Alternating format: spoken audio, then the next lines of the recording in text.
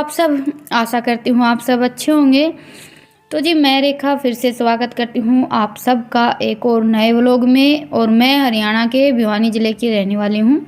भिवानी ज़िले के पास हमारा एक छोटा सा प्यारा सा गांव है और गांव में रहने का भी अपना ही एक मज़ा होता है।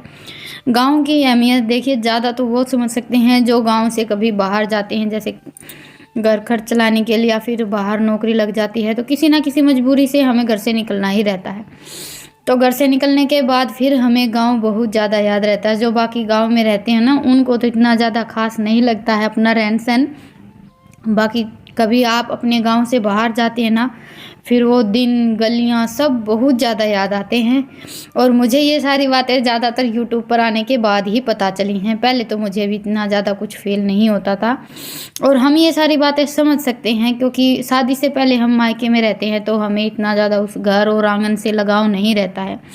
ऐसे ही हमारी ज़िंदगी चलती रहती है, लेकिन शादी होती है तब हमें मायके की हर चीज़, जब भी कोई बात होती है तो याद आती है। तो उसी हिसाब से मुझे ये लगता है कि किसी भी चीज़ को हम छोड़ देते हैं ना, फिर हमें उसकी अहमियत समझ में आती है।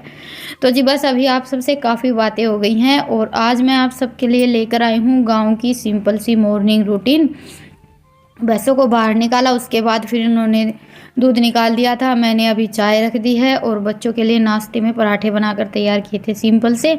ईशान तो तैयार होकर स्कूल के लिए निकल गया है और हमारी चाय भी बनकर तैयार हो गई है। भैंसों को सानी वगैरह डालकर इन्होंने चूल्हा जला लिया है। कल बारिश हुई थी, आप सबको पता ही है कि थोड़ी थोड़ी बारिश हुई, इतनी ज़्यादा तो नहीं हुई। और ये बारिश लगभग हर जगह हुई है। आप सबके भी बहुत ज़्यादा कमेंट आए थे कि दीदी हमारे यहाँ भी बारिश हुई है। कहीं ज़्यादा हुई है, कहीं कम हुई है। तो ये है कि बारिश के बाद थोड़ी सी ठंड बढ़ जाती है। तो आज भैंसों को थोड़ा सा लेट बाहर निकाला था और हमारा भी सुबह का काम आज थोड़ा सा लेट ही शुरू हुआ था। तो जी बस अभी चाय बन गई है। माँ तो रजाई में से नहीं निकलती है, माँ तो थोड़ी सी लेट ही निकलती है। 11 साढ़े 11 बजे के आसपास खाना बनकर तैयार होता है तभी। तो बस अभी रितिका माँ को चाय दे देगी और हम चाय पियेंगे चूल्हे के पास बैठकर, क्योंकि एक बार रजाई में बैठ जाते हैं फिर निकलने का मन नहीं करता है। और सुबह उठकर अपने काम पर लग जाते हैं तो ये है कि झटपट सारा काम निपट जाता है। सुबह के ये 2 घंटे रहते हैं जिसमें हमें हमारा सारा काम बड़ी जल्दी जल्दी निपटाना होता है। और इसमें अगर हम थोड़ा सा भी बैठ जाते हैं ना, फिर पूरा दिन भागम भाग में निकलता है। और मैं तो मेरा सारा काम सुबह सुबह निपटा लेती हूँ, क्योंकि फिर दोपहर को 1-2 घंटा मुझे बैठकर आप सब तक वो लोग भी पहुँचाना रहता है, वो काम भी ज़रूरी है। तो उसी हिसाब से हमारी डेली की रूटीन चलती रहती है। हम चाहे कोई भी काम करें, हमारी आदत रह जाती है और एक रूटीन बन जाती है। फिर डेली डेली वो सारे काम हमारे वैसे ही चलते रहते हैं।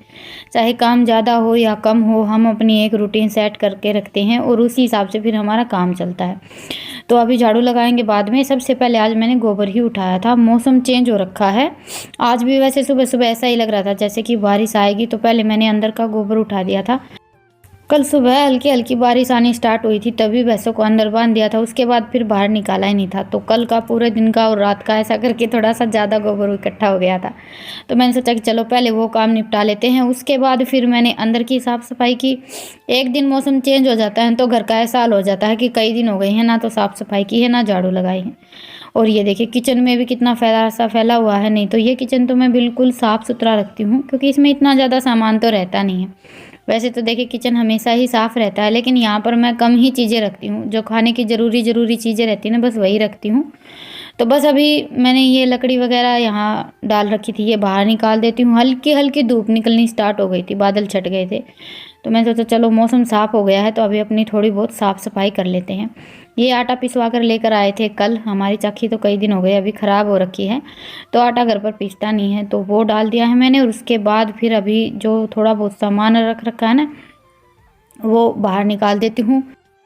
और जैसे ही मौसम चेंज होता है, लकड़ियाँ तो काफ़ी सारी उठाकर रख रही रहती हैं। तो थोड़ी सी तो मैंने यहाँ पर रख दी थी और बाकी की जहाँ पर हम भैंस बांधते हैं वहाँ पर रख दी है, क्योंकि चूल्हा जलाए बगैर तो हमारा काम नहीं चलता है। तो इसलिए ईंधन हम काफ़ी सारा अंदर रख कर छोड़ देते हैं। सर्दियों में तो वैसे अंदर थोड़ा बहुत ईंधन हम रख कर रखते ही हैं, क्योंकि डेली डेली सुबह उठकर चूल्हा जलाते हैं और रोज़ इतनी ज़्यादा रहती है कि चूल्हे में आग जलाना थोड़ा सा मुश्किल हो जाता है। अंदर रख देते हैं तो ये है कि जल्दी से आग जल जाती है।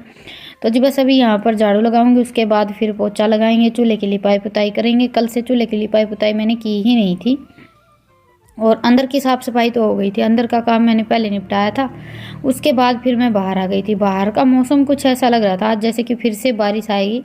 पर बारिश तो आई नहीं, हल्की हल्की धूप निकल गई थी। तो मैंने सोचा चलो अभी झटपट अपना ये सारा काम निपटा लेते हैं। नहाना धोना आज अभी तक हुआ ही नहीं है। आज इनको खेत नहीं जाना था, ये खेत नहीं जाते हैं तो उस दिन फिर इतनी ज़्यादा काम की जल्दी नहीं रहती है।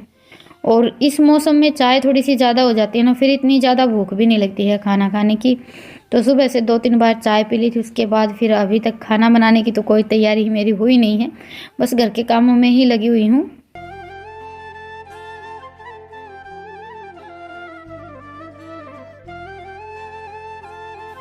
और इस रसोई का ये है कि ज़रा सा मौसम चेंज होता है तो सारा का सारा सामान धूल मिट्टी में भर जाता है। वैसे तो थोड़ा बहुत सामान तो मैंने यहाँ से उठा दिया था, नहीं तो अभी सर्दियों में खाना डेली डेली चूल्हे पर बनता है तो सारा सामान यहीं पर इकट्ठा हो रखा था। और मैंने भी स्लैब पर लगा कर छोड़ दिया था, क्योंकि फिर बच्चों को बहुत ज़्यादा चक्कर लगाने पड़ते हैं और कभी कभी मेरा नंबर पड़ता है खाना बनाने का अकेले। जैसे सुबह का खाना तो मैं ही बनाती हूँ, वैसे खाना तो दोनों टाइम का मैं ही बनाती हूँ, पर सुबह अकेले रहती हूँ तो मुझे भी बहुत ज़्यादा चक्कर लगाने पड़ते हैं। और खाना बनाने में ऐसा तो है नहीं कि भई एक चीज़ उठाई और खाना बनकर तैयार हो गया। हर दिन कुछ ना कुछ अलग और बहुत सारे मिर्च मसाले चाहिए रहते हैं। तो इसलिए मैंने सारा सामान अभी यहीं पर रख रखा था, बस कल ही उठाया था। बाकी के जो 2-4 डिब्बे और वगैरह यहाँ पर रह गए थे वो अभी साफ़ कर दिए हैं। मेरा जो आटे का कंटेनर है वो साफ़ कर दिया है और रसोई को साफ़ कर दिया है।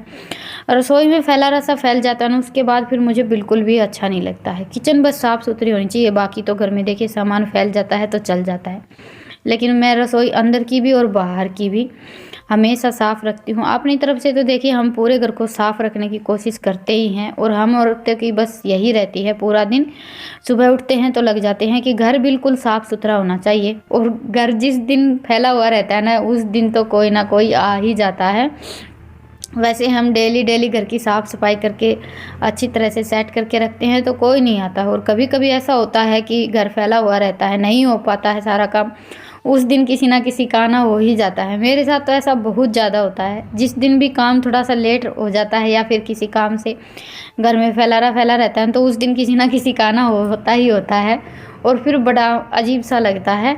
तो जी बस अभी मैंने किचन की सफाई की, उसके बाद फिर कपड़े सारे बाहर फैलाकर छोड़ दिए थे। एक बार ऐसा लग रहा था कि हल्की हल्की धूप निकलनी स्टार्ट हुई है, पर मौसम ऐसा चल रहा है कि फिर से बादल से हो गए हैं। अभी बारिश और होगी या नहीं होगी पता नहीं, लेकिन 2-3 दिन मौसम तो ऐसा ही रहने वाला है। तो जी बस नहा धोकर अभी मैंने सबके लिए खाना बनाया। सिंपल रोटियां बनाई थी, सब्जी रात की रखी थी, बाकी कुछ स्पेशल तो आज बना नहीं था। और अभी मैं बना रही हूँ बच्चों के लिए हल्का फुल्का नाश्ता।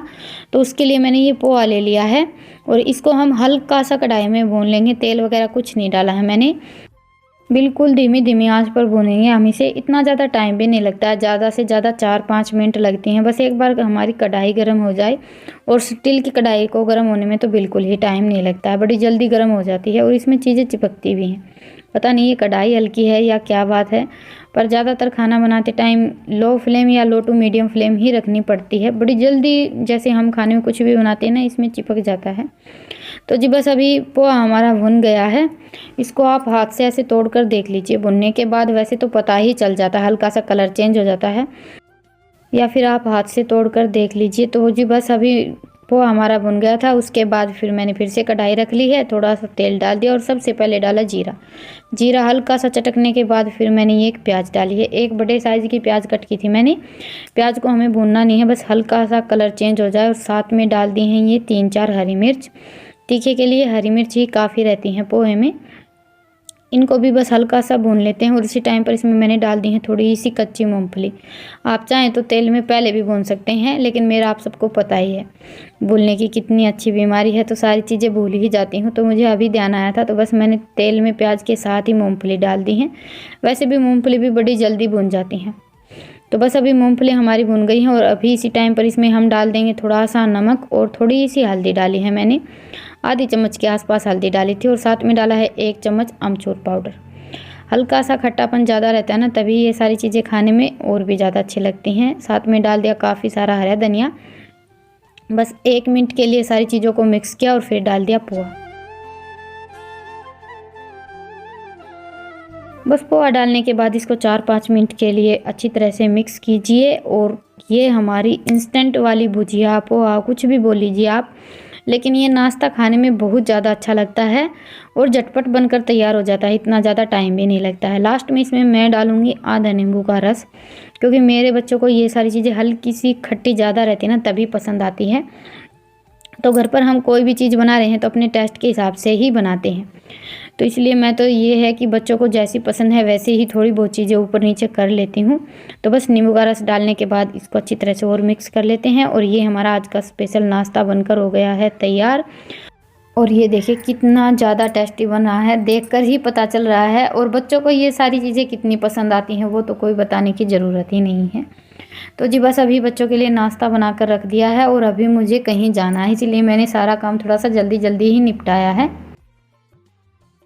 तो जी अभी बज गए हैं 5 और मौसम फिर से चेंज हो गया है, बारिश का सा मौसम हो गया है, धूप भी चली गई है। तो मैं आ गई थी छत पर कपड़े उतारने के लिए, थोड़े से कपड़े छत पर सुखाए थे, थोड़े से नीचे। और ये देखिए मौसम,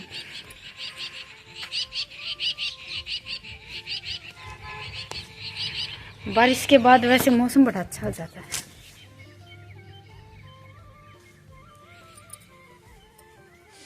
तो बस अभी कपड़े उतार कर चलते हैं नीचे और करते हैं खाने की तैयारी।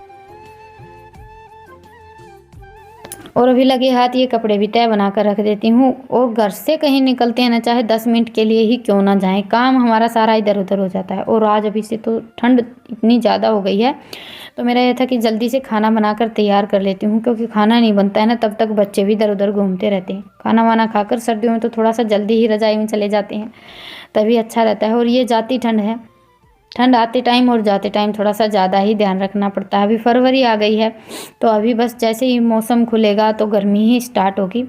लेकिन जैसे सर्दियां जाती हैं ना, उस टाइम पर बच्चों को सर्दी खांसी वगैरह की बहुत ज़्यादा शिकायत होती है, इस टाइम पर थोड़ा सा ज़्यादा ध्यान रखना पड़ता है। तो जी बस अभी कर लेते हैं अपना घर का काम और आप सबसे लेते हैं विदा। फिर मिलेंगे एक प्यारे से व्लॉग के साथ। आप सबको आज का व्लॉग कैसा लगा मुझे कमेंट सेक्शन में ज़रूर बताइएगा, और पसंद आए तो व्लॉग को लाइक कीजिएगा, चैनल पर नए हैं तो चैनल को सब्सक्राइब कीजिएगा। और अगर इस तरह का कंटेंट आपके आसपास कोई भी देखना पसंद करता है तो उन सब के साथ मेरे व्लॉग को शेयर कीजिएगा। फिर मिलेंगे, तब तक के लिए राम राम, स्वस्थ रहिए, मस्त रहिए, अपना और अपनों का ढेर सारा ख्याल रखिए।